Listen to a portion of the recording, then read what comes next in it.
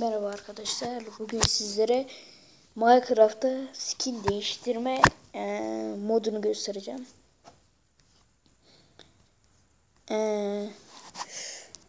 Minecraft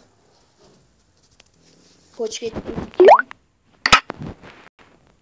versiyon 0.11.0 Alpha 9 orada yapılıyor. Pocket değiştirmeye gidiyoruz. Burada tabi sizde bir şey olmayacak. Buraya geliyor.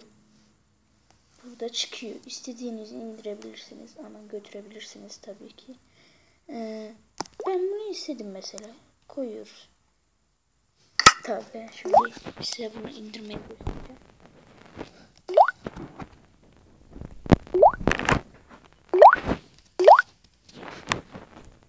Şöyle bir şey indireceksiniz.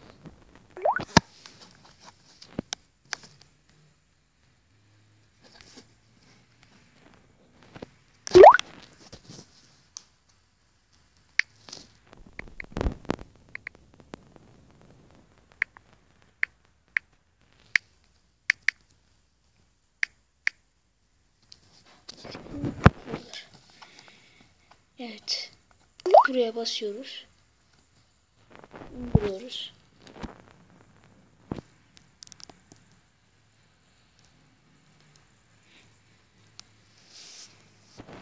Giriyoruz.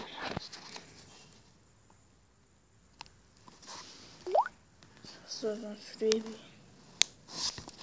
Şuradan random'a basıyorsunuz. Tabi isimlerini biliyorsanız fark etmez, buraya yazıyorsunuz. Şu alana. Save skin diyorsunuz.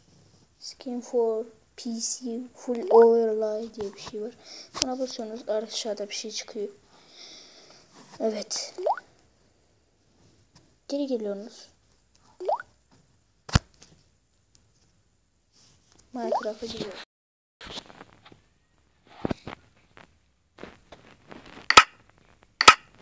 Buraya girdiğimizde basıyoruz buranın üstüne. Şuraların üstüne. Download'a basıyoruz. En üsttekine basıyoruz.